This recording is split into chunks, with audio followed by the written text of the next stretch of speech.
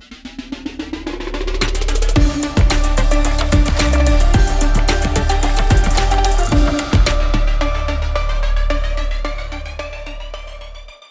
everybody and warm welcome from my side as well. As already introduced, today we are talking about making the invisible visible. My name is Alexander Weber and I'm working at Balluff. We are just down there in Hall 8 as well. So what's the motivation behind, or why are we coming up with such kind of sensor? We have manufacturers but also processing companies that are always facing the same difficulties. Check their product quality, but they want to do it efficiently, automatically, and without even damage their goods, their products.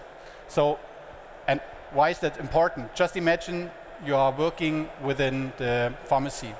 Pharmaceutical products are quite sensitive because leaflets needs to stay in, all needs to be packed correctly, and of course nothing should get damaged or even wrongly packed. And in 2022 there has been more than 2,000 reports of incorrect packages within pharmaceutical products. And that's not only a reputational problem, but could be also a problem in lawsuits.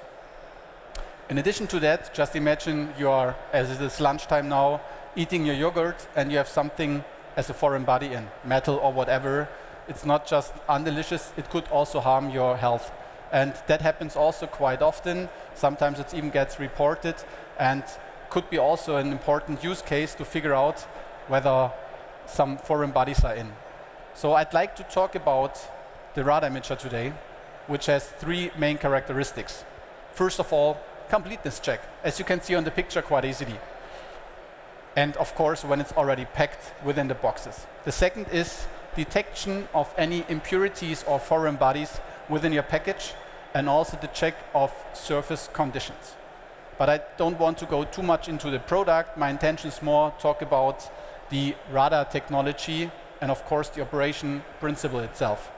Radar stands for radio detection and ranging.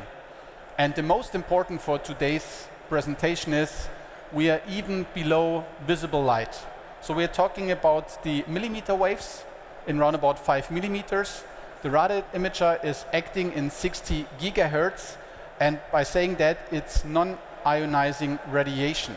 And different from X-ray or other gamma rays which are ionizing, this is a big difference and also a game changer when it comes to pharmaceutical or biological products, because it not changes or ionizes any pharmaceuticals or harms anybody or somebody. In addition to that, why is it working in the 60 gigahertz? By using the 60 gigahertz, we still can be able to generate three-dimensional pictures. And as you can see on the right-hand side, it's arranged in an array. So we have transceivers, overall 256 in a radar imager, and that gives us the ability to get 2 dimensions. And of course, also by having the radar waves going through the bodies, we can create the 3rd dimension in order to have a 3-dimensional picture. And how is that working? As you can see on the basics, we have our antenna that transmits radar waves. And depending on where the body is and what kind of the electricity the body has, we have a particular time of flight until they get returned, reflected, and of course also a different amplitude of reflection. So there are 2 main factors in order to generate the 3-dimensional picture or image. It's first time of flight between sending the waves and receiving them, and the second is the amplitude of reflection according to the dielectricity. And as I just started with that, we can even distinguish between different materials. So different qualities or distinction between the materials is feasible by using the radar imager. So we need to differ between electric conductors, for instance metal. Even very thin foils completely reflects the radar beams, means we can't look through them. So metal is somehow a limiting factor for radar, overall physically. But when it comes to dielectrics, we have a value called epsilon r, which is the relative permittivity.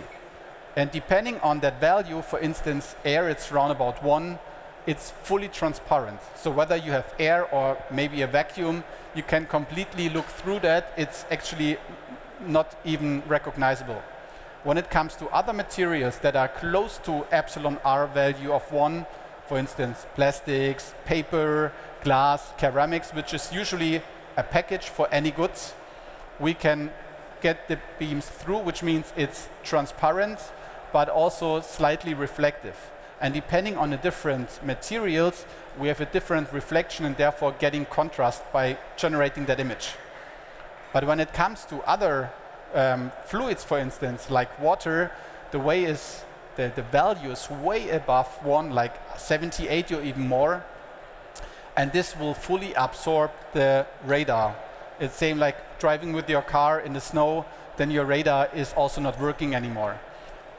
This is a limitation, but also a nice advantage for us, because by using the radar imager, we even can recognize moisture or inside a package. So as it is absorbing the radar beam and not reflecting at all, we can even detect if there is moisture within a package, for instance. I'd like to make you an example where we have all these different materials packed together. I already talked about pharmaceuticals, and we have a project where we had to check within cardboard of the pills whether leaflet is equipped, the right leaflet and the size, of course, whether all pills are packed, and we also have the aluminum coated blister, and therefore we can even figure out whether there is any kind of damage. There's a hole in that blister, there's a pill missing, because every different material has a different dielectricity and therefore reflects the material differently to get that three-dimensional image. But as it is noontime and time for lunch, I'd like to start with some examples from kitchen. Here we have a completeness check of a pen together with a leaflet as an instruction. This is just a random example, but if you have it packed and you get 2 different layers, overall we can generate 147 layers. So we can also get a quite nice resolution in depth, and we see quite easily at the top there's the package.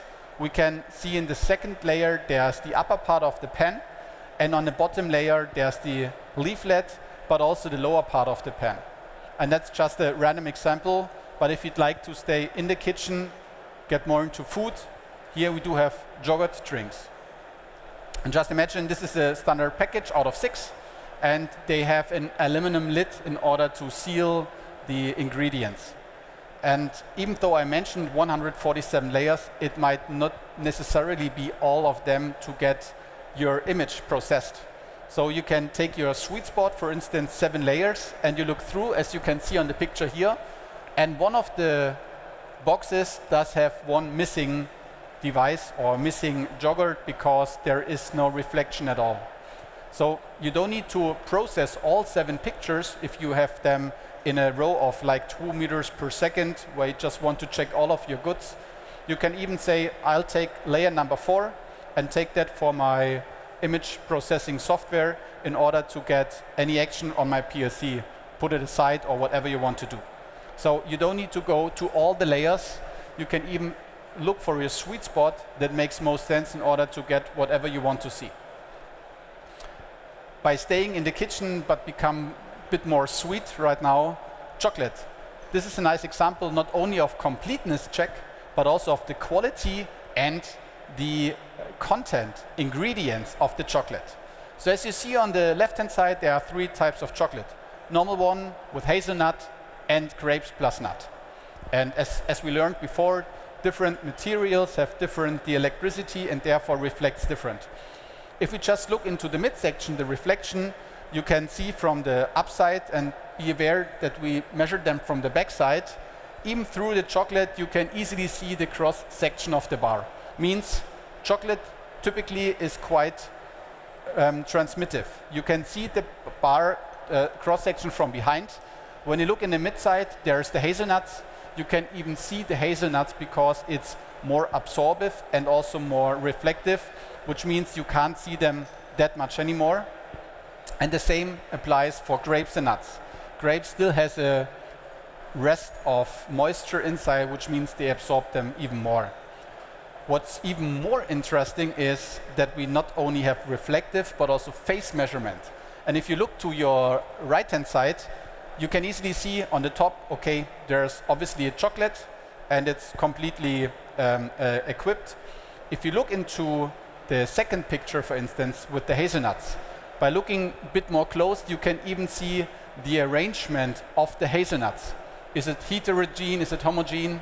You can see whether the ingredients within the chocolate, which could be visible, couldn't be visible with your eyes or with the camera, you even see is everything arranged according to how it should be.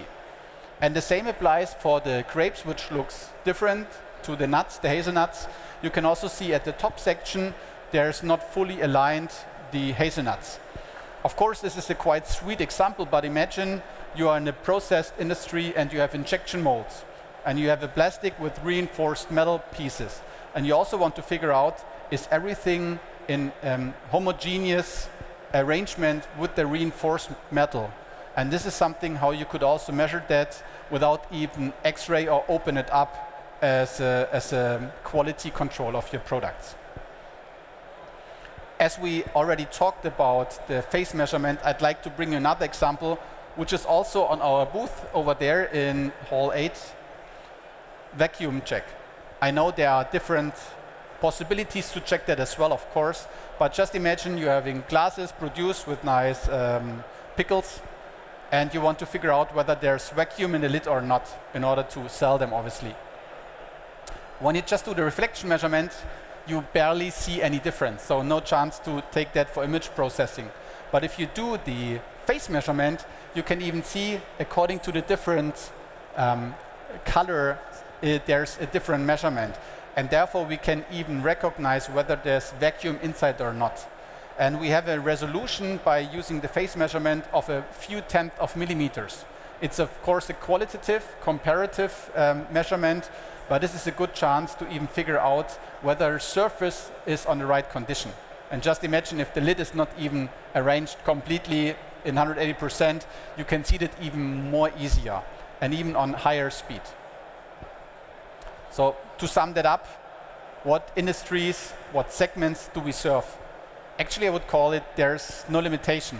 Most obvious is also from my presentation now, PFB, pharma, and also cosmetics, but also in the automotive industry for end quality control or completeness check, but also in other industries. So even if you think, okay, I'm in another industry, wood processing, for instance, and I have a sample where we need to check that, whether there's a metal reinforcement in the wood, that could be also something interesting. So I invite you to get in touch with our experts from Balluff to figure out whether your particular application could fit in.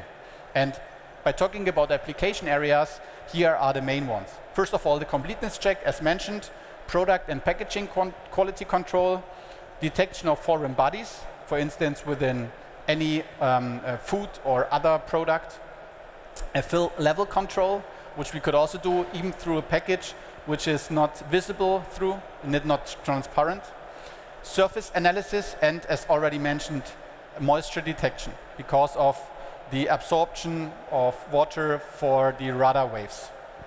And to sum that up very shortly, we are making the invisible visible. We are screening through non-conductive materials and can provide an anomaly detection and detection of metals and humidity. We can scan through objects that are moved continuously, maybe on a conveyor belt, or as an example, and this is independent from any surroundings, like dust, lightning, or humidity. And who are we? We, this is company Balluff. We are just down the road, somewhere here in Neuhausen auf den Fildern, so just a couple kilometers away. We're not only doing camera systems and radar imagers, but also network modules, HMIs, connectivity and sensors. And we are really happy to have you on our booth also, if you'd like to see the radar imager in action. And if you have any questions, you can ask me either now or talk to our experts on our booth if you want to see it more in action. So thank you very much.